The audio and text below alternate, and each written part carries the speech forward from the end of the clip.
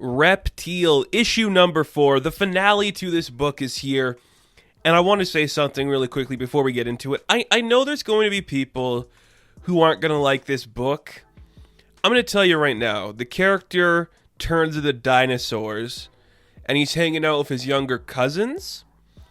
It's not an adult-oriented book. It's aimed for a younger demographic, which some people might not like.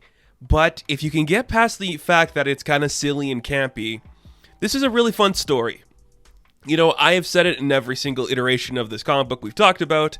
I'm a big fan of Reptil. He was one of the younger characters that existed when I first got into comic books. I've always had a place in my heart for Reptil. And I've been waiting for his return. Just to have him back into prominence has been something I've been thinking about for a long time. Now, is this book bringing him back to prominence? I don't think so. It's bringing him back to public consciousness, but it's not back to like the biggest and baddest stuff of Reptil. He could do more, maybe if he makes an appearance in a Marvel movie or something. I think looking at this book, you can make a great case that Reptil would be good for a TV show. Maybe we'll get there. Who really knows? An Avengers Academy TV show would be really cool. But let's get back into this book. When we ended things last time, the kids went to fight the Megalith. He revealed himself to be the son of the Hag of the Pits. Reptil got pretty much beaten up really bad, and now we're just seeing him recovering. He's talking to his grandfather, and basically it's just... the whole book has kind of been like a message about like family and heritage and celebrate who you are and being open with yourself. Which, of course it is. That's an important theme in this character and for any young adult story. I like how the grandfather's like, you did something dangerous and you got hurt, but I think you're going to learn from your mistakes, and I understand how much this hurts you when you lose full control of yourself, but sometimes losing control of yourself lets you see the full person that you are. So the next time you see this Megalith, I'm not telling you to run away or hide from him. I'm telling you, kick his ass and fight him, because I know you can do that, and you can do the right thing. Then we see that the kids are looking at a few just like tech specs of like what this Megalith guy took from Desjardins. It's like, we are going to have to figure out what this portal is for. It looks like he used the more scientific side than the magic side of stuff, because that's what he could do with his money, and it's less suspicious for his mother to see him. But before we can really do anything and solve that, we have to go get ready for the festival, the celebration, the big festival that they've been teasing since the first issue.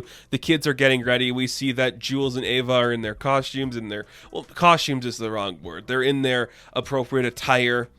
They look great. I don't know a lot about like Mexican heritage or any of that kind of history, but I think it's cool that we can like show that representation in a big way here and have it feel authentic and realistic. Like, it just comes across as like we're having a festival, everyone's going to be wearing the appropriate attire, and it's kind of cool to see that. And you even see, you know, Umberto's talking to his cousins like, you know, you guys have inspired me to be truer to myself, and just finding who you are, you're both my heroes. And they're just like having a really nice emotional moment. We see that Ava gives her brother this weird like rock. It's like, hey, you can use this when the time comes, and it'll give you something to do if we ever have to fight someone.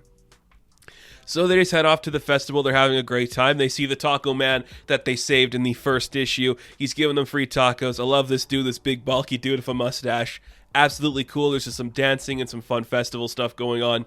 But immediately, as things are going on, Megalith attests. He's like, Reptil, I ain't done with you. No celebrating your heritage until we're done fighting, okay, young man? He looks like a freak, and they're attacking each other. He just, like, manages to get, like, this weird version of his portal that he can transport, and he, like, builds it up, and it just, like, goes on the stage.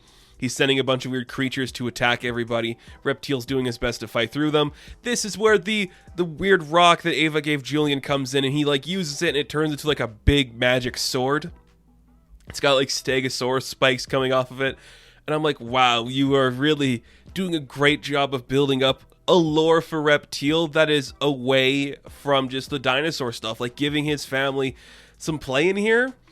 It's ripe for Disney Plus. Live action or animated. Just saying. Could be something to look into. But it's fun, so basically everybody steps up to help Reptil fight these people. You get like the whole like festival goers stepping up. The taco guy shows up, some of the other kids in their costumes. Well, I say costumes, there's one kid like dressed like a wrestler. And they're like, hey, if you want to go to Umberto, you have to go through us. You weren't invited to this party, bro. It's only for us cool people. So Ava uses her magic to make a portal to get everyone to safety. Reptil's like, okay, I can control myself. I think I understand who I am, how to like take control of what I said I need to be. And this is where we get a great Reptil moment where he goes full dinosaur and he is still in control. I don't know the name of this bird thing, but it looks sick. It's huge, it's terrifying, and it just starts attacking people. We also learn that this is where Reptil gets the ability to talk to dinosaurs, which I guess he wouldn't really like have that skill if he was like on Earth, because there's no dinosaurs to talk to. So I think it's kind of cool that now that there's some from like the other dinosaur world, he's like, yeah, I guess one of the things I can do now is talk to them. So he rallies the dinosaurs on his side, Aquaman style, to attack Megalith, and they kick his ass. They easily defeat him. They break his magic crystal. It means that Reptil won't be able to see his parents again, but they'll always be a part of him because he has them in his heritage. They push him back through the portal. The Hagapits is like, hey, good work, dude. Awesome. And they save the day. And everything wraps up in a nice little bow. And I know, it's kind of easy. The villain's not that big of a threat, but the villain isn't the point of this story. He is just a side piece because it's a comic book for Marvel. You gotta have some flashy bad guy in here. The point is that we're showing Reptil accepting this side of himself post Kamala's Law, which I kind of wish Kamala's Law played a bigger impact on the Marvel Universe, because then I think this would have had like a bigger like push than just being like another book that's dropped. It just sucks because the outlawed stuff, the Kamala's Law stuff was heavily delayed, and if it came out on time, I think preceding books like stuff with like Miss Marvel and you know Miles Morales and Reptil here, the books just could have had like a little more impact than just being something that's dumped out. And maybe not dumped out, but it just doesn't have the weight, which kind of sucks. We see Umberto later. He is like doing like a YouTube video where he's talking about like I'm a hero. I protect my people. No one can take that away from me. We also see that he's talking to Anya, and we see that Julian thinks it's like the Spider Girl Anya, and maybe it is. That could be a fun pairing. Was she in Avengers Academy? I don't remember, but cool. I could see that being that generation. Like I've never really pictured Anya as like a certain generational type, but putting it in there with like Reptil, okay, I could buy that.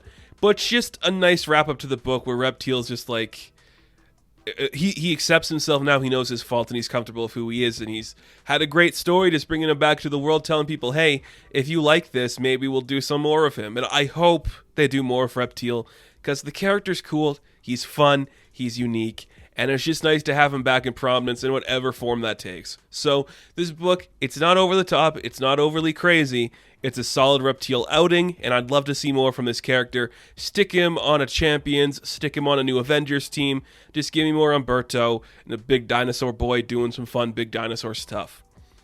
He's awesome, that's all I'm saying. So Reptil issue number 4, I am going to give a 7 out of 10. Now, thank you guys for watching this review. Be sure to like and subscribe to the channel. As always, you can check me out on Instagram, TikTok, and Twitter. I will catch you in the next one. Have fun. Stay safe. Good luck.